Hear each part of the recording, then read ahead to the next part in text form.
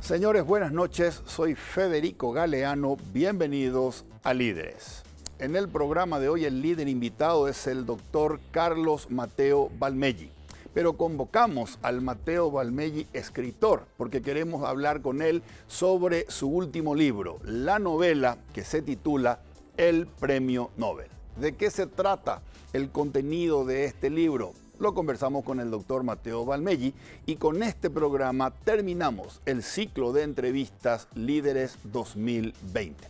Como siempre empezamos Líderes agradeciendo a las empresas auspiciantes. Banco GNB Paraguay, Aseguradora Yacyretá, Ahora Somos Más, Dermagloss para que tu piel muestre lo mejor de vos y Megalabs comprometidos con la excelencia.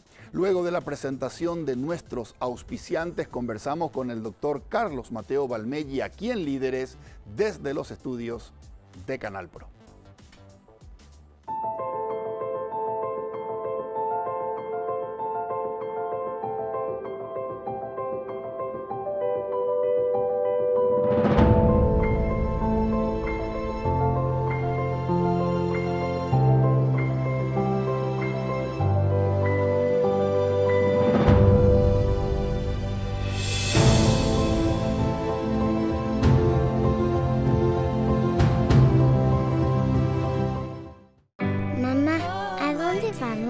Te voy a mostrar el lugar mágico donde brilla la luna.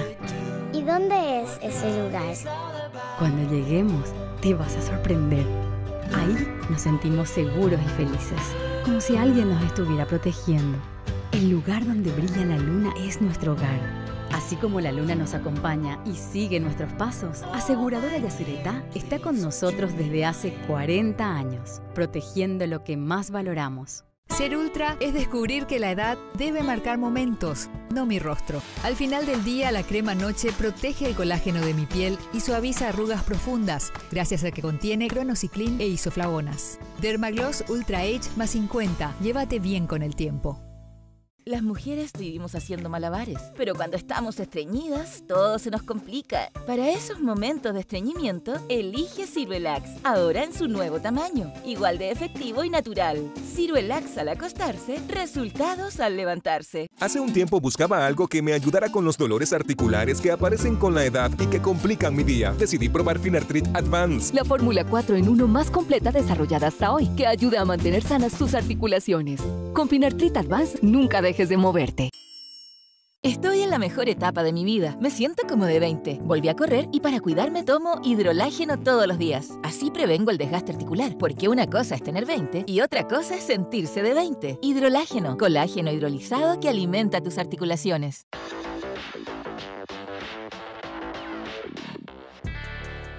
Ya estamos en compañía del doctor Carlos Mateo Valmelli. Carlos, buenas noches y muchas gracias por acompañarnos en Líderes. No, Federico, muchas gracias por la invitación. Te decía fuera del micrófono, hace un año estuve contigo hablando de otro libro mío, Filosofía de Vida, y fue una experiencia entrañable, ¿verdad? La entrevista que me hiciste, así que te agradezco mucho que te tomes la molestia. Gracias, Carlos. El 11 de diciembre de 2019 lanzaste Filosofía de Vida. Sí. Y ahora, en diciembre de 2020, sí, un año después, estás lanzando tu nuevo libro, sí, Premio Nobel, el Premio Nobel. Carlos, ¿por qué un libro a tan solo un año de tu libro anterior? Bueno, mira, yo creo que en mi caso particular, ¿verdad? Yo escribo los libros, yo no soy, primero soy un escritor de novelas tardío. Yo tenía anteriormente ensayos políticos sobre la gobernabilidad, la reforma al Estado, las reformas constitucionales, temas de otra naturaleza, ensayística, ensayos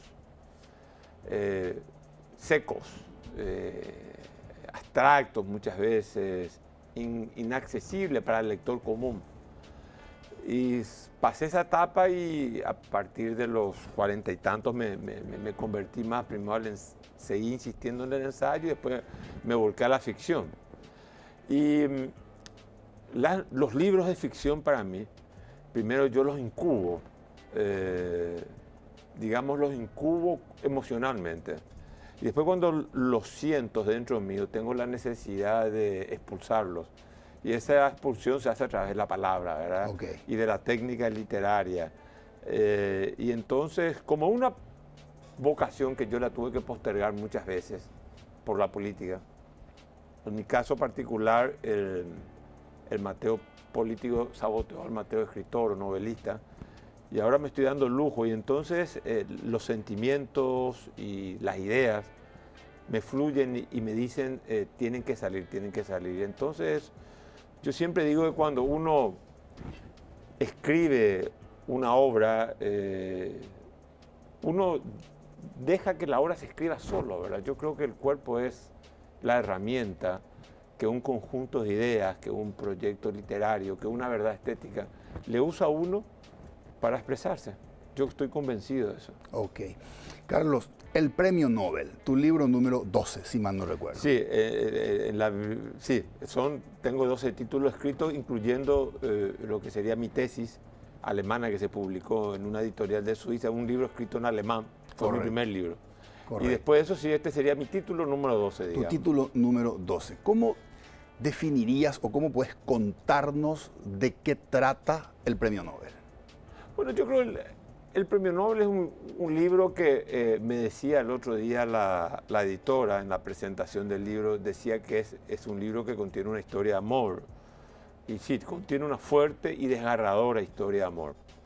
El problema es que en esta historia de amor, a mí me era posible abrir un abanico que me permita plantear temas que tienen que ver con la teología, con la filosofía, con la existencia o no de Dios, con nociones como el espacio y el tiempo. Por ejemplo, una novela policial hubiera sido imposible que en una novela policial yo plantease todo lo que planteé en esta novela.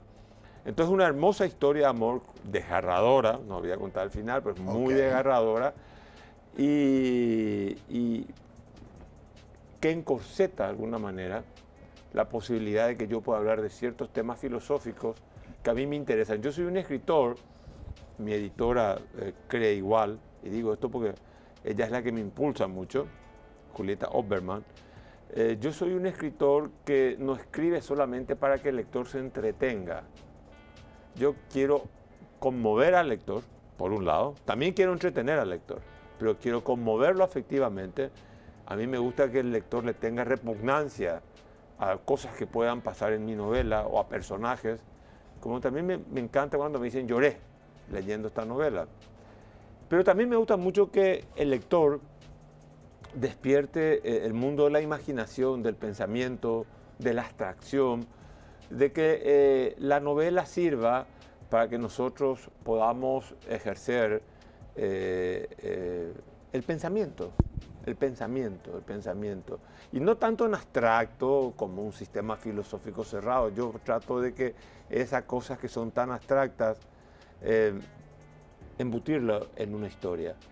Yo lo que hago es literaturizar filosofía. Okay. Entonces, creo que es un estilo muy, muy peculiar, ¿verdad? Yo ficciono sobre ideas y las ideas están encarnadas en los protagonistas, el amor, la pasión, el desamor, la desconfianza.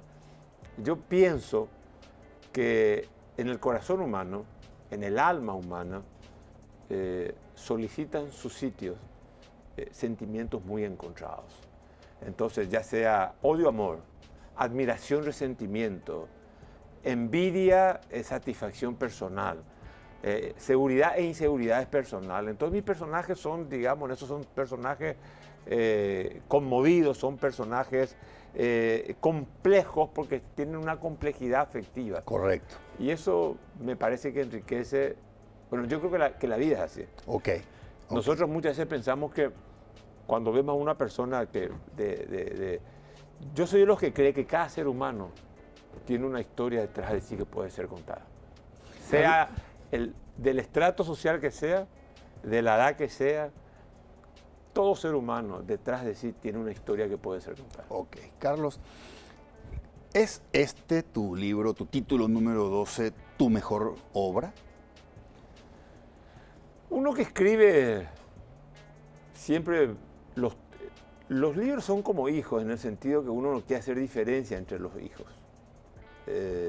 Yo creo que los padres se esmeran en eso, por más que puedan tener una inclinación por uno u otro. No sé si es la mejor, fue una novela que la escribí muy rápido, ¿eh? Esta novela la escribí en 8 meses. Fíjate vos que en diciembre del año pasado estábamos presentando Filosofía de Vida, sí. Y este estaba terminado para el 1 de octubre. Y todo este problema que hubo, y no te olvides que yo soy un hombre que también trabajo, tengo que, digamos, cumplir primero con mis obligaciones alimentarias y después dedicarme a escribir. Y tengo, desde público conocimiento, tengo una actividad pública y bueno, y hago deporte todos los días, y entonces yo soy un hombre que vive la vida con intensidad. No soy un escritor que está a las 8 horas al día escribiendo. Yo escribo de noche, escribo los feriados, escribo cuando me hago un pequeño espacio durante el día, todos los sábados y domingos. Okay. Cuando estoy en un proyecto literario, todos los sábados y domingos. Ahora, si esta es mi mejor obra, yo creo que yo noto que hay una superación en mis obras, en el sentido que yo me he vuelto un dominador de la técnica narrativa. En el libro, en mi primera novela, yo escribía libremente, quizás en algunos casos una novela que tuvo mucho éxito, pero creo que en algunas cosas el lirismo se confunde con la cursilería. Hoy en día ya cuido todos esos detalles. Okay. Digamos, yo soy un hombre que escribo con el corazón, con el sentimiento, una historia que debe ser contada. Cierto. Pero ahora tengo más en cuenta lo que yo le llamo el concepto de verdad estética. Yo creo que hay que contar una historia, pero que apunte a una verdad que tenga forma, y que tenga una forma que seduzca, que tenga una narrativa, que tenga una temperatura, que el lector se enganche. Y entonces vos me decís, pues estás hablando de temas teológicos, de si la creación es obra de Dios o el mundo siempre existió, y para eso tenés que tener una historia que le enganche al lector. Porque si no, el lector tira la novela, porque el lector se volvió también menos complejo. Correcto. Por los medios de comunicación modernos. Carlos, el introducir estos temas en el argumento de tu libro, a partir de la historia de amor, ¿ese es el concepto de verdad estética? Claro, ese es un concepto de verdad estética porque a ver, la verdad estética quiere decir que la forma es más importante que el contenido de la historia. O sea, hay una verdad, hay una historia, pero esa historia se tiene que someter a las formas. Al principio yo, en mi primera novela, yo escribía libremente, o sea, no me importaba ser cursi o ser excesivamente lírico, o ser excesivamente científico y riguroso en la descripción de ciertos hechos históricos. Me acuerdo de los encuentros Stroessner con Perón, con Franco, con Nixon. En este caso yo sí cuido mucho, yo creo que el arte consiste en el trabajo de las formas, en la narrativa, con el uso de la palabra. Correcto, correcto. Y entonces me cuido mucho de eso. Carlos, me gustaría hablar un poco acerca, tratar de profundizar dentro de lo que permita el tiempo y dentro de lo que permita mi escueto conocimiento respecto a los temas que vos planteás en el libro, acerca de el contenido del libro. ¿Cómo no? Lo leí de punta a punta. Me fascinó, es un libro apasionante, atrapante, es un libro en donde se conjuga una historia de amor, como vos dijiste, debates existenciales, discusiones teológicas, astrológicas, y que realmente apasiona. Sobre el libro, parte del contenido me llamó poderosamente la atención y me gustaría conversar contigo al respecto. En primer lugar, Carlos, se plantea dentro del libro la bidimensionalidad del destino. Sí. Y se plantean dos escenarios o dos dimensiones. Una dimensión trascendental a partir de la cual el destino es exterior, claro, y nosotros somos pasivos que tenemos que atenernos a su veredicto. Claro. Y otra dimensión que es la inmanencia, claro, a partir de la cual el destino está dentro nuestro y sale del interior al exterior. Claro. La pregunta es, ¿cuál es la dimensión real del destino y cómo esto tiene que ver con aquello que nos enseñaron desde muy pequeños, que Dios tiene un plan que ya está preestablecido para nosotros. Claro, muy bueno, es el núcleo central de la novela, sí. Si es la trascendencia, que es la idea de afuera para adentro de uno, o el destino sale de dentro de uno para afuera. Y lo construimos nosotros. Claro, yo personalmente no pretendo resolver ningún problema filosófico. Okay. Yo lo que quiero es que vos leas y pienses al respecto. O si no, escribiría un libro de filosofía, un tratado de filosofía. Y no, eso, ahí entonces no hay lugar para una historia de amor. Cierto. Y entonces quizás un tratado de filosofía en seco vos no te animas a leer, podría ser muy aburrido. Entonces, si algún mérito tiene esto, es que la gente puede empezar a pensar, el destino viene de afuera o viene de adentro. Yo hago mi destino, yo soy arquitecto de mi destino, o yo tengo que amar mi destino porque mi destino está impuesto de afuera. Okay. Este es un planteamiento, porque esta es una novela, tiene dos novelas, y el personaje, uno, el premio Nobel, que se enamora en una relación adúltera con una mujer joven. Y el personaje 2, Ulpiano. Ulpiano, que es el que, claro, porque el premio Nobel descubre con esta mujer, dice, bueno, en primer lugar descubre el mundo afectivo, descubre algo que para él era desconocido, el sentimiento del amor, es un sentimiento inaugural. Y luego eso descubre o se anima, la mujer la anima a decir, sé quién eres, querés ser escritor, animate a ser escritor. Y le impulsa, le instiga a que escriba una novela. Y esa novela, ¿cuál es el problema que tenía el premio Nobel? El premio Nobel era un pastor evangélico. Entonces está en doble falta, está en falta con los hombres y con Dios por su relación con Irina. Y por otro lado, el libro que quiere escribir es un libro en donde plantea un pensamiento herético. Ulpiano es un hereje, Ulpiano cree en la inmanencia, Ulpiano cree en el panteísmo, Ulpiano confunde mundo con Dios, Dios con mundo. No hay una clara separación como en nuestra formación judeo-cristiana. Exactamente. Una visión antropomórfica de Dios. Dios una idea que está separada de nosotros, y Dios creó el mundo, Dios ordenó el ordenamiento planetario, Dios mantiene el espacio y el tiempo. Entonces es una visión Carlos, diferente. Sobre ese punto, Sí. si tomamos como válida esa dimensión trascendental, Sí. ¿tenemos libre albedrío? Y según la idea, por eso es que Ulpiano busca, porque en el libro, digamos, para no confundir a los que nos están viendo, Cierto. si hay o no libre albedrío, eso se plantea en el libro, porque si hay un plan preconcebido, quiere decir que Dios determinó qué función tenés que cumplir vos en la tierra. Cierto. Entonces no existiría la libertad. Ese es un dilema muy importante. En la idea del premio Nobel existe un plan preconcebido. Fíjate que todos los protagonistas tienen un plan. Hasta el último hay un plan. Hay un plan que quiere apelar a la razón para planificar algo.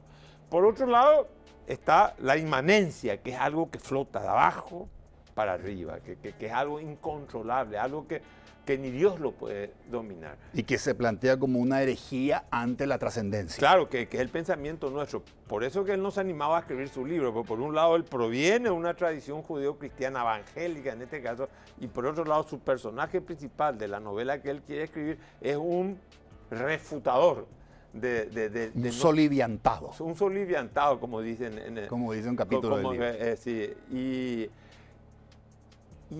hay una fórmula que de alguna manera se manifiesta y a la cual al final adhiere Ulpiano, que dice que Dios nos dio el mejor de los mundos posibles. No nos dio el mejor mundo, nos dio el mejor de los mundos posibles. O sea, que quiere decir que el mundo tiene imperfecciones. Y entonces en ese mundo de imperfecciones, que es solamente es el mejor de los mundos posibles, el hombre tiene la discreción para poder decidir entre el bien y el mal. O sea, ahí yo decido si hago el bien o yo decido si hago el mal. Si uno cree solamente en el plan preconcebido, no hay libertad.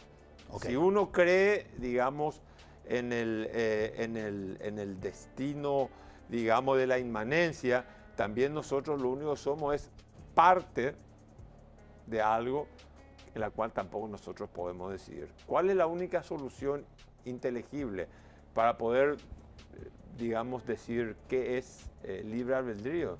y decir que el mundo es el mejor de los mundos posibles, pero no es perfecto. Correcto. Y en ese mundo imperfecto, el hombre decide cuándo hace bien y cuándo hace mal. Ok, en definitiva entonces, yo nazco por decisión de Dios, pero vivo por mi elección.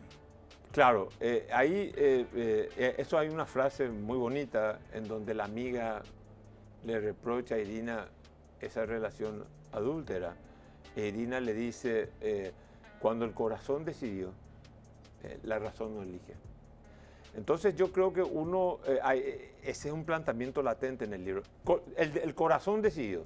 Entonces cuando el corazón decidió, donde el corazón decidió, la razón no elige.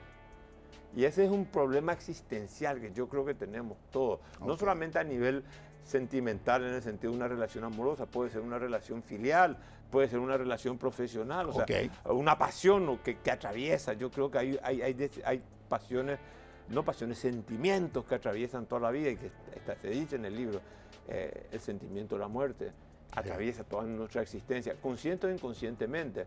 Porque vos me preguntabas, si hablamos de libre albedrío y hablamos de destino, obviamente se plantea el problema de la muerte, porque si no hubiera muerte, nadie se plantearía ni el destino ni el libre albedrío. O sea, el hecho de la muerte genera el debate sobre, ¿somos libres de elegir dentro de un marco donde el destino tiene la fuerza?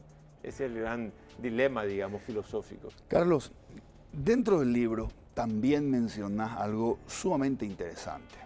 Decís que la actitud depredadora del hombre hace reaccionar a la naturaleza, ¿ok?, a partir de su hartazgo emocional. El hartazgo emocional de la naturaleza contra la actitud depredadora del hombre genera reacciones y respuestas de la naturaleza, como pueden ser los fenómenos climáticos.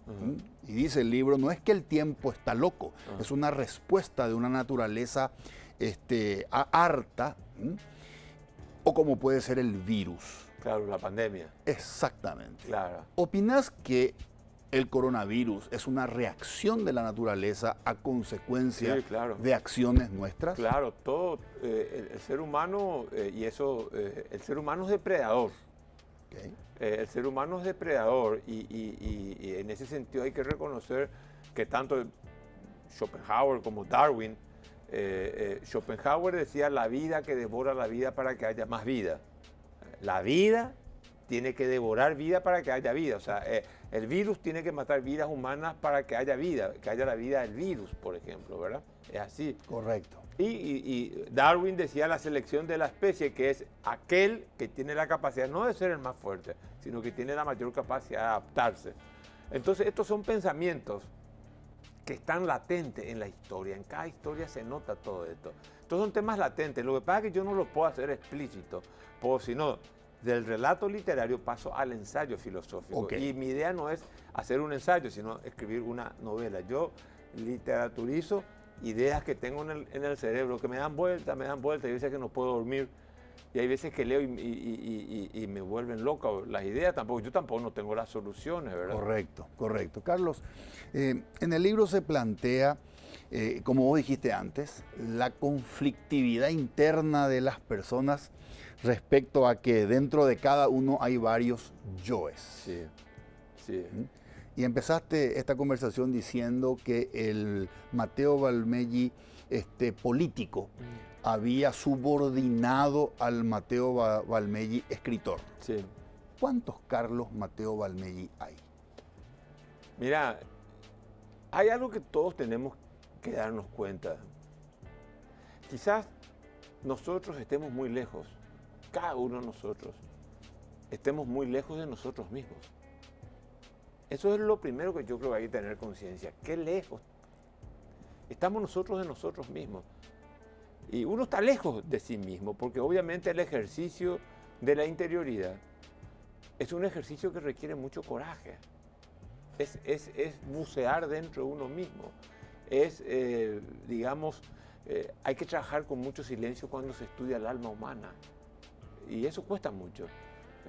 Demanda mucho coraje. Demanda aceptar que somos cuerpos materiales que vamos a sufrir un proceso de esplendor y después un proceso de decrepitud. Demanda conocer que somos finitos. Demanda pensar que quizás nos transformemos en otra forma y volvemos a adquirir otra forma de vida. O que nos volvemos en sujetos etéreos que vamos al reino de Dios. No sé en qué termina esta historia. Yo creo que nadie lo sabe. Y la razón te permite tener argumentos a favor del uno y del otro. Hay argumentos para todos. Entonces, ¿cuántos yo hay en cada uno? Hay un político, hay un escritor, tal vez un Matteo Valmeggi deportista, o un Matteo Valmeggi empresario. O un Matteo Valmeggi como puede ser un Federico solitario. Correcto. O lesionado desde el punto de vista emocional, o con problemas no resueltos, ¿verdad? Que eso es, digamos, ese aspecto oscuro que tiene la personalidad humana. No te olvides lo que te dije hace poco, o sea, yo creo que solicitan su sitio en el alma humana. Correcto. Sentimientos muy encontrados. ¿Por qué un hombre que ama puede odiar? Okay. ¿Por qué un hombre que mata después puede hacer apología de la vida? ¿Por qué un hombre que es recio y rudo puede ser tierno con sus hijos? ¿O puede ser recio y duro con sus hijos y tierno en una relación amorosa? Entonces, la complejidad, yo siempre digo,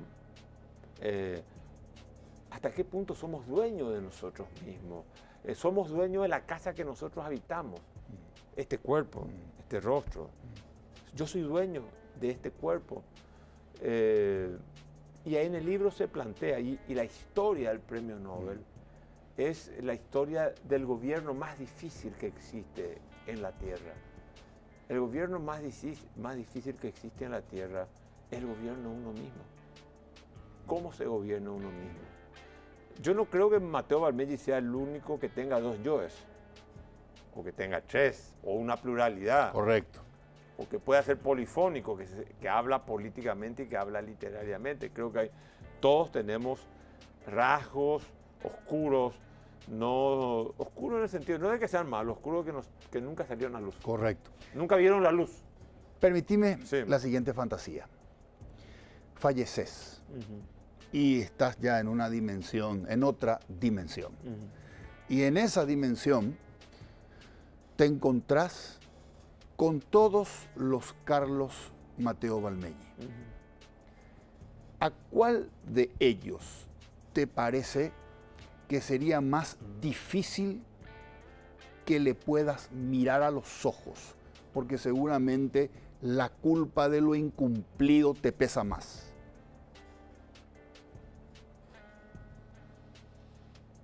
Y a mí me parece que al Carlos Matteo que menos quizás le pueda mirar los ojos al Carlos Matteo hijo. Porque creo que fui un hijo difícil. Ok.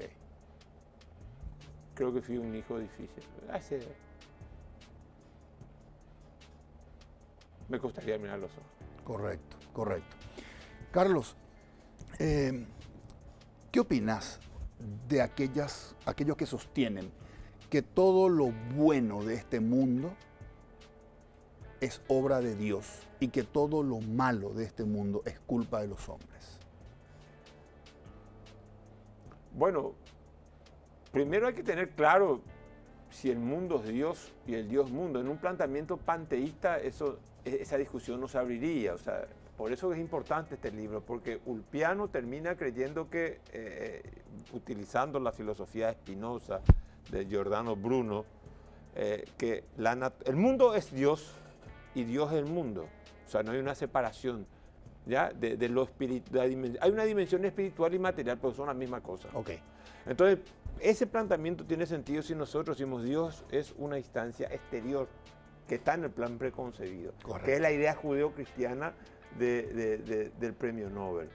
Entonces ahí vos podés decir si Dios es el que hace todo bien las cosas y los hombres las destruyen. En ese esquema, sí, de que Dios es la idea antropomórfica de Dios, un individuo separado de todos nosotros y de la naturaleza, es natural que Dios sea el perfecto y que nosotros seamos los imperfectos. Okay. Eso es clarísimo. En la otra, que parte de la base de que por qué va a existir Dios si el universo siempre existió. Si el universo siempre existió, no necesitas creador. La idea del creador es necesaria en la medida que vos pienses, alguien tuvo que crear el mundo. Bueno, y en este sentido, partí de la base como Ulpiano dice, no, nunca, el mundo siempre existió, dice Ulpiano. El universo existió siempre y es infinito y se expande, no termina. En cambio, en el esquema del plan preconcebido, el mundo es finito, tiene una limitación, tiene un espacio físico limitado. Y ahí es Dios el perfecto y el ser humano el imperfecto. En lo otro, en esa inmanencia, en esa visión panteísta de las cosas, ahí no hay, digamos, es muy complejo establecer estas responsabilidades morales entre Dios y el hombre. Es mucho más difícil porque Dios es el hombre. O sea, todos somos dioses, porque todos formamos parte de la naturaleza. Correcto. Entonces es diferente el esquema. Yo creo que por eso es que la iglesia, el judeocristianismo es una religión monoteísta con la musulmana, la judea y la cristiana, tienen esa lógica en común, por más que después uno se pelee, es la misma cosa. Correcto. Carlos, si bien abordás temas filosóficos en este libro, hace un año lanzabas el libro Filosofía de Vida. Sí. Y estamos viviendo en tiempos en donde la verdad coincide con la mentira fácilmente. Creo que le llaman a eso los tiempos de la posverdad, donde impunemente verdad y mentira coinciden en los mismos... Y conviven. Conviven en los mismos ámbitos y noticieros, ¿verdad? ¿Te parece que recobra más importancia la filosofía en este momento para tratar de encontrar respuestas en este momento donde verdad y mentira coinciden juntas impunemente? Sí. Verdad y mentira se toman de las manos ahora. Correcto, correcto. Cuando uno estudia la genealogía, el origen de los valores morales, uno se da cuenta que los valores morales... a ver, los sacerdotes antes se podían casar, hoy no se casan. A ver, hoy hay más tolerancia con respecto a las relaciones del mismo sexo. Antes estaban condenadas hace muy poco, pero en el pasado estaban permitidas. O sea, en el origen de los valores morales siempre vamos a encontrar que mutan los valores morales. Porque los valores morales no existen en el mundo. Los valores morales son creados por el hombre. El hombre pone los valores morales. No pone la naturaleza. No es que existen exteriormente a nosotros, sino cada generación o grupo político va a poner una determinada valoración de la existencia, de todas las cosas. Ahora bien, la verdad. La verdad muchas veces, la realidad es única, pueden existir muchas verdades. Yo siempre relato, el otro día le relataba a alguien la anécdota esta de que es un cuento hindú, ¿verdad? Que hay algo en una pieza oscura y entonces un sabio le dice, entra por delante y ve qué hay, dice, y entra por delante, mete la mano, palpa, y dice, hay una manguera. Al otro le dice, por el costado, entra y palpa a ver qué hay adentro, y dice, no, y palpa, y dice, adentro hay una columna. Le dice a otro personaje, palpa por atrás, ¿qué hay ahí adentro? Dice, y yo creo que hay una cuerda. Y al otro le dice, por el otro costado, palpa, ¿qué hay adentro? Dice, una muralla. Y entonces al final se descubre que lo que había adentro era un elefante. Con esto no quiero caer en una suerte de relativismo axiológico, una suerte de relativismo de valores. De hecho, los seres humanos establecemos escala de valores. Ahora también, las escalas de valores siempre están muy determinadas por la composición del poder político. ¿Quién constituye el poder político? ¿Cómo se lo ejerce? ¿Con qué objetivos se ejerce el poder político? Hay momentos en donde hubo el valor supremo de la nación sobre los valores del cristianismo, la Segunda Guerra Mundial, es el nacionalismo exacerbado, o la Primera Guerra Mundial, dos guerras mundiales que fueron fomentadas del razonamiento de una irracionalidad nacionalista. Correcto. Que digamos anuló los valores cristianos, anuló los valores liberales, los valores socialistas, porque había que matar al otro nombre de la nación. Entonces, yo creo que toda la vida ha sido importante vivir con una potencia que se llama el pensamiento crítico. Yo creo que desde la academia, desde la literatura, desde tu programa, desde la política, lo que nunca se puede impedir y se tiene que fomentar es el pensamiento crítico. La gente tiene que saber pensar críticamente para poder valorar estas circunstancias, estas conjeturas que te acabo de decir. Correcto. Cuando decís desde la academia, ¿incluye eso escolar? ¿Incluye la secundaria? Lo peor que hacemos en nuestra educación es no enseñarle a los niños a pensar. Ok. Yo creo que la mayoría de edad se logra cuando nosotros pensamos por nosotros mismos. ¿Qué es lo que le pasa al premio Nobel? Él nos anima a pensar por sí mismo hasta que venga una mujer, una pasión desata en él algo que ya estaba incubado. No es que ella le inocula la idea de escribir, sino ella lo que hace es desatar. Y él lo que busca en la piel de ella, atar y desatar su propia piel, porque se siente hombre. Entonces hay una combinación de cuerpo y alma que termina en una historia de amor, que es una historia de amor muy fuerte, muy fuerte, y que también revela y cosas que, como dice Irina, Irina cree que se vive, y que son pocos los que tienen la suerte de encontrar su parte perdida. Cree una idea que es medio rara, dice, el amor es, uno pierde algo al nacer, dice, y el amor es encontrar la parte que uno perdió al nacer, y entonces parte de la base es que dos cuerpos son un solo alma, dos cuerpos hacen un solo corazón. Carlos, entonces, teniendo en cuenta el ejemplo que acabas de dar de la problemática del premio Nobel, el protagonista central de tu último libro. Que nunca se menciona su nombre. Que nunca se menciona su nombre, exactamente. El pensamiento crítico nos permitiría tratar de abordar más prudentemente los dogmas, porque el premio Nobel tenía ese problema. Claro. ¿verdad? Claro. Él, como su hija mayor, eran profundamente dogmáticos. Y fanáticos. Y fanáticos, claro. Entonces subordinaban al que estaba adentro.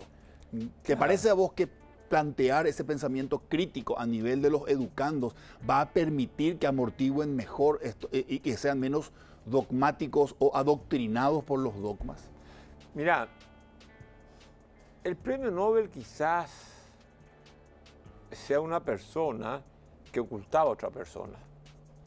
Necesitaba la fuerza externa para emerger, para salir afuera, para ver la luz.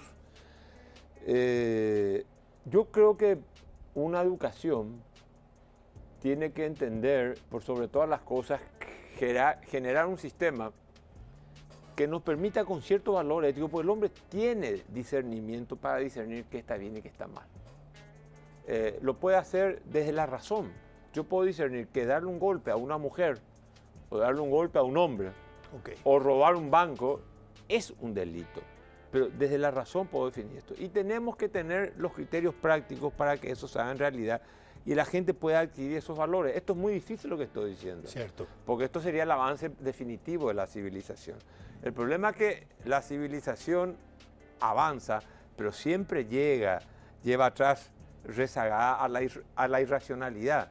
Y hay veces que la irracionalidad va adelante y la razón va atrás. Cierto. El mundo está repleto de actos de irracionalidad, de las guerras mundiales, la guerra de Vietnam, la guerrilla en Latinoamérica, las dictaduras, es el entronamiento de la irracionalidad y digamos el declive, el ocultamiento, de la sepultura de la racionalidad. Entonces es muy fácil postular que la razón se expande, la historia es mentira, la acción se expande y la acción retrocede hacia hechos irracionales que tiene la vida. De hecho, en esta historia, donde hay mucha racionalidad, hay también mucha irracionalidad que el lector la va a poder descubrir. Correcto. Carlos, morimos y ¿qué pasa? ¿Hay un cielo, hay un infierno o no pasa nada? Bueno, yo creo que depende de la creencia de cada uno. El que está, digamos, convencido de su idea de que hay una redención y una vida posterior, obviamente vive esta vida terrenal con más calma, ¿verdad? Y uno se exige menos. Uno, si cree que ya firmó las paces con Dios, uno vive más cómodamente. Por eso el pensamiento crítico es un pensamiento que incomoda la tradición, incomoda a las autoridades establecidas, incomoda a los dogmas incomoda a uno mismo. Ahora, ¿qué hay después de la muerte? Al menos en tu parecer. Y mira, vivir es aprender a morir, morir es aprender a pensar. Yo siempre creo que quien vive su vida, muere su muerte. Hacer planes, aunque ahí en la novela hay una frase que a mí me gusta mucho, que dice, dos frases que me gustan mucho. Polvo, seré de lo que soy. O sea, muerto uno, polvo, seré de lo que soy. O sea, hay una continuidad post-mortem. Y en segundo, que él le declara y le dice, te amaré en la vida y te amaré aún más en la muerte. O sea, que desde la muerte él le va a seguir amando a ella. Obviamente son declaraciones líricas de demostración de amor. O sea, le dice, te amo, o sea, te amo la vida, pero más te amaré en la muerte, ¿verdad? Correcto. Y polvo seré de lo que soy. De lo que soy. O sea, entonces quiere decir que hay una idea, pero yo tampoco creo que, salvo que uno esté inscripto en una tradición cultural, ¿cierto? Si uno dice yo creo en el panteísmo hindú, o en el budismo uno retorna a la naturaleza. Schopenhauer decía que nosotros somos apariencia, morimos, volvemos a la voluntad y después buscamos nuevas formas de expresión de vida. Que es un poco, por eso decimos, mi karma es. ¿Por qué mi karma? Porque yo estoy asumiendo la desgracia de otro, estoy pagando la desgracia de otro, ¿verdad? Mi karma. Es una manera de considerar la vida después de la muerte. Correcto. Para los cristianos, el judaísmo y los musulmanes, nosotros tenemos una vida espiritual, digamos, después de muerto. Yo, como digo en filosofía de vida, uno llega a una filosofía existencial cuando uno es atravesado por una desgracia. Yo tuve un accidente muy fuerte en Alemania, me operaron 5 veces, casi me muero, estuve muerto, dicho sea de paso. Entonces todas esas experiencias traumáticas me condujeron a tener una visión existencial de la existencia y a orar bien, a partir de un imperativo categórico de valores, no porque espero una recompensa en el más allá, sino porque creo que la vida se dignifica, también la vida se vuelve más plena viviendo con ciertos valores que ocultando ciertos valores. Correcto. Carlos, yo quiero aprovechar tu tiempo para plantearte otros temas. Te agradezco muchísimo estas profundizaciones acerca de tu libro, que está muy, pero muy bueno y muy recomendable. Pero permíteme que pasemos a otros temas más terrenales, aprovechando tu tiempo. ¿Cómo no? ¿Cuál es el balance que haces en lo político de este particular 2020? O sea, ahora viene el Mateo político. El Mateo político. Y yo creo que fue un año muy difícil. Un año difícil, en primer lugar, aquellos que dicen que el mundo va a cambiar por la pandemia se equivocan. El mundo va a ser igual. Cuando pase 5 años o 10, y ni te cuento 100. Esto va a ser, vamos a ver si esta anécdota del COVID figura, o sea, de que va a figurar en los libros de historia, va a figurar. Lo que nos va a tener es la trascendencia que le hemos dado ahora. Se equivocan aquellos que dicen que a partir de aquí va a haber un punto de inflexión y que la política será otra. No, mentira. No va a pasar nada, no va a cambiar la naturaleza humana, no va a cambiar la globalización, no va a cambiar nada. Las relaciones, las asimetrías en las relaciones sociales y de poder van a seguir insistiendo. Las injusticias sociales van a seguir insistiendo. La falta de ética, la impunidad, todo eso va a seguir existiendo, no te preocupes. Acá no cambia nada. Y es más, porque pandemia hubo, siempre comento, Pericles, el gran político ateniense, murió en una pandemia. Marco Aurelio, el emperador romano filósofo, Pericles 500, en el siglo V, Marco Aurelio en el siglo II después de Cristo, 1100 y algo, muere de una pandemia. O sea, las pandemias existieron siempre, la fiebre bubónica, o sea, van a seguir existiendo y van a haber cada vez más. Los plazos entre una pandemia y otra van a ser más cortos. Entonces hay que fortalecer el sistema de salud, es un gran desafío que tenemos, cosa que no se ha hecho en el Paraguay. Por ejemplo, evaluando el 2020, si vos me decís, ¿qué es lo que nos ha hecho? Nos ha fortalecido el sistema de salud. Y está demostrado que la soberanía sanitaria está en nuestras manos, no está en manos de otros países. Y así fue en todo el mundo. se habló mucho, se invoca, uno desgasta el discurso en la globalización, en todo lo que vos quieras, pero cuando llega temas muy concretos, cada país lo único que hace es defender sus propios intereses. O sea, lo que creen que lo que hablaba Tucídides sobre la guerra de Peloponeso, que las ciudades-estado tienen sus propios intereses, eso está abolido, están totalmente equivocados.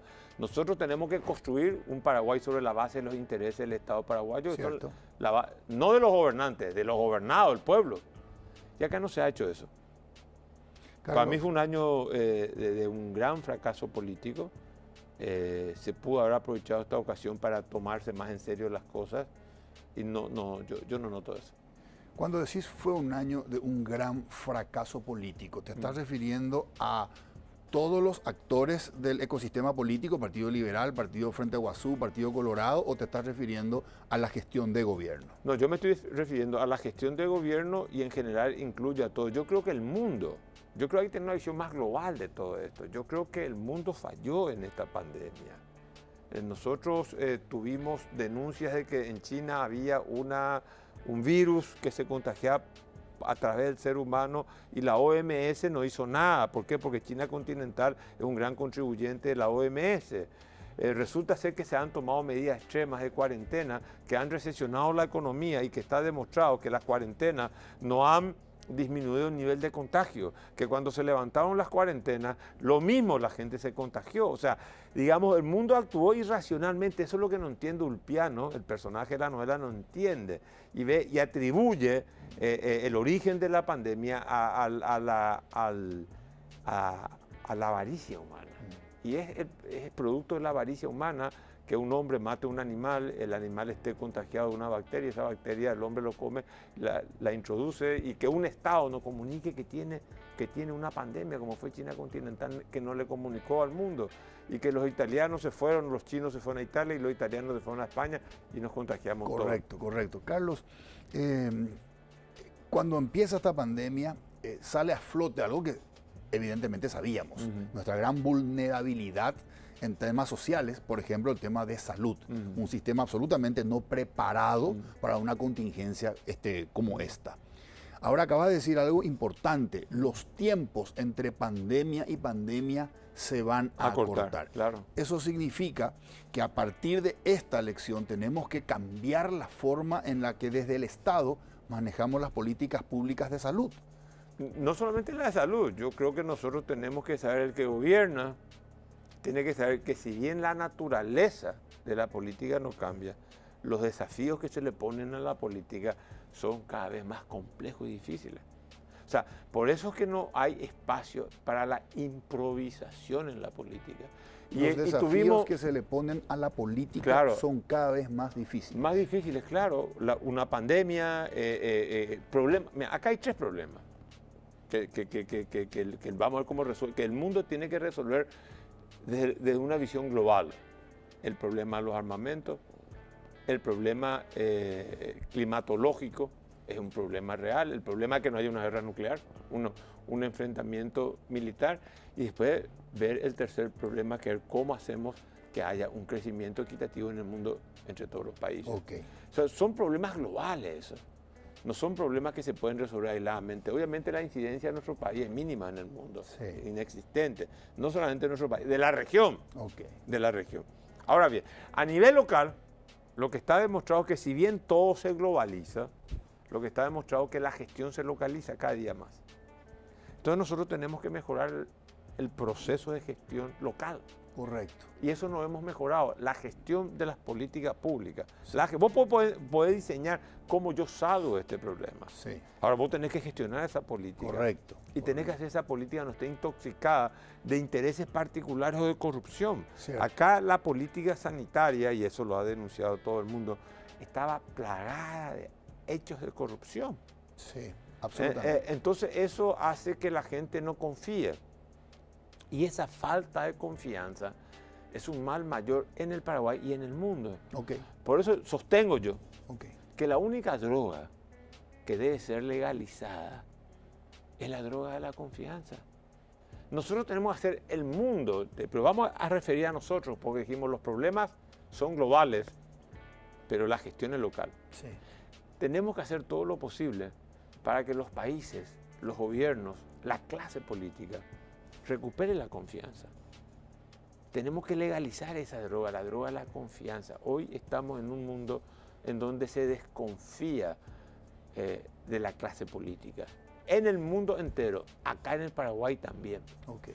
Se da lo que alguien decía, Nietzsche decía, el misarquismo. Hay una suerte de odio a la autoridad, al poder político, a las estructuras políticas establecidas. Pero como nunca, la complejidad de los problemas exigen que haya un poder político. Porque si vos crees que los problemas sociales, económicos, lo vas a resolver aboliendo al poder político, eliminando el poder político, estás equivocado. Se necesita un poder político que cumpla determinadas funciones dentro de la sociedad. Correcto. Carlos, durante este año, aquí en Líderes, han pasado economistas, presidentes de empresas, y yo les he hecho la pregunta, calificada con una nota, en una escala de 1 al 10, la gestión del gobierno de esta pandemia. Y me llamó la atención que muchos de ellos le ponían una nota 7 u 8 y me decían, la gestión ha sido buena, pero criticable desde el punto de vista de la corrupción, pero desde el punto de vista de conseguir los fondos para poder generar acciones, por un lado, para mejorar nuestra cobertura sanitaria y por otro lado, para tratar de generar incentivos o una red de contención para los perjudicados económicamente, la gestión ha sido buena. Sin embargo, sospecho que vos no compartís esa opinión. ¿Con cuánto en tu escala se aplaza el gobierno? ¿Con 3? ¿De 1 a 10? De 1 al 10, con 3. Con 3, yo creo que está un 0. Le pillamos copiando. En mi época te ponían 0 cuando te pillaban copiando. Estos copiaron el libreto afuera. Mazzoleni, el ministro de Salud. Julio Rolón, Sequera y otros que renunció porque estaba violando la misma norma que él decía que había que cumplir en una fiesta pública, Portillo creo que se llamaba. Sí. Son unos verdaderos impresentables. Impresentables. Si vos tomás una decisión tan extrema en un tiempo de pandemia, vos tenés que tomar la primera decisión. Vos no podés tomar una decisión en un tema tan grave. Yo no puedo entrar a una guerra y solamente pensar que tomo la decisión para que se dispare el primer tiro. Yo tengo que saber ese tiro, qué consecuencias va a traer, cómo va a repercutir en el campo de batalla. Si yo movilizo tanques, tengo que saber qué repercusión va a tener al otro lado. Si yo movilizo y me alejo mucho de mi línea de base, yo sé que voy a tener problemas de abastecimiento. Si yo me alejo y no preveo que voy a tener problemas de abastecimiento, quiere decir que no entiendo nada de estrategia militar. Entonces, si yo tomo una primera decisión para enfrentar una pandemia, yo tengo que saber, tengo que tener un plan de cómo yo creo que se desarrolla una pandemia. Okay. Y acá no se ha hecho eso. Imagínate, acá nos decían que en abril iban a morir 15.000 personas. Aquí nos decían que en septiembre tenían que morir 4.000 paraguayos. Hasta la fecha han muerto 2.000 y algo. Lamento la muerte de todo el mundo. Pero hay un dato que es revelador. Cuando terminemos el 2020, el 31 de diciembre, y pidamos las cifras estadísticas, nos vamos a dar cuenta que este año murieron menos habitantes de la República del Paraguay que el año 2019 y que el año 2018. O sea, hay que tener en cuenta, porque una sociedad no se puede solamente organizar o parapetar a partir de un problema sanitario. La sociedad es un conjunto de estructuras y de interacciones que tienen que ser consideradas por el gobernante. Correcto. Carlos, el tema es por demás interesante, pero es un problema de tiempo también. Es una dictadura de tiempo. Tenemos que hacer una pausa y regresamos. Bueno. Hacemos una pausa y regresamos para cerrar el programa con el doctor Carlos Mateo Balmelli.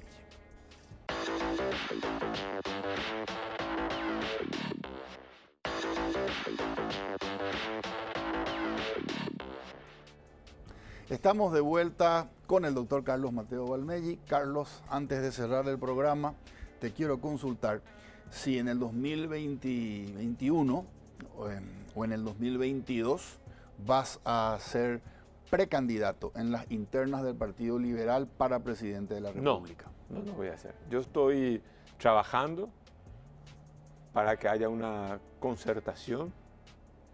Estoy también en otro proyecto literario que se llama El andar del lobo, que empieza en la invasión alemana a Rusia y posiblemente termine en el norte de la Argentina o en Paraguay, no sabemos.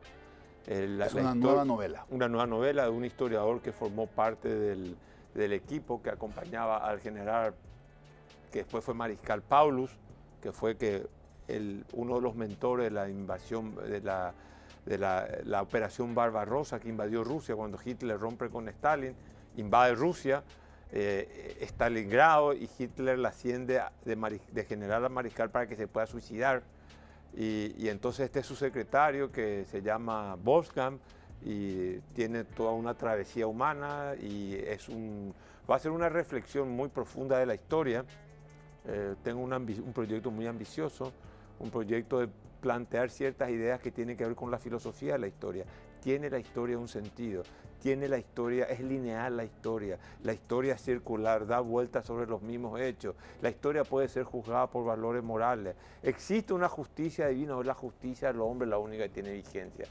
Y es una historia que ya la tengo toda conseguida, ya la tengo también pensada, va a ser una historia, va a tener que ver mucho con la historia universal, porque este es un historiador que cuando justifica las atrocidades nazis en Rusia contra los judíos y el pueblo ruso, utiliza ejemplos de la historia clásica, de Grecia, de Roma, de Bonaparte, de varios momentos de la historia. Entonces va a ser un momento en donde se pueda reflexionar qué es la historia. ¿Y pensás lanzarlo en 2021? Bueno. ¿O 2022? Lo ideal sería poder terminarlo para el 2021, pero es un ritmo de trabajo muy intenso. Correcto. Y por ahí en el medio de este año me tomo unas vacaciones, no sé si voy a poder, pero quiera Dios que sí, ¿verdad? Que pueda terminarlo. En todo caso, no hay candidatura mía para la interna del Partido Liberal Radical Auténtico. No existe la posibilidad de que vos encabeces una lista para las internas. No, yo soy un hombre que me formé para el Estado, yo no me formé para administrar las internas de los partidos. Es un trabajo dificilísimo y hay una división del trabajo. A mí me das el Estado, yo administro el Estado y creo que lo voy a hacer muy bien. Pero las internas de los partidos están muy cargadas de mucho narcisismo, de mucho egoísmo, que es natural en la política. Tampoco hay que arrancarse los ojos por eso, ¿verdad? Sí. Carlos, para la gente que quiera saber dónde adquirir el premio Nobel. En El Lector. El Lector está vendiendo a muy buen precio y esta es una obra y la editorial es la más grande del planeta. La Random House. La Random House. Yo soy un escritor de la casa, me tratan con mucha consideración y el libro y mi obra ya se está vendiendo a nivel continental. Correcto, a nivel continental. Y quien quiera comprarlo aquí en Paraguay. En El Lector. En El Lector, que tiene sucursales, la histórica en 25 de mayo, San Martín, que yo soy, bueno.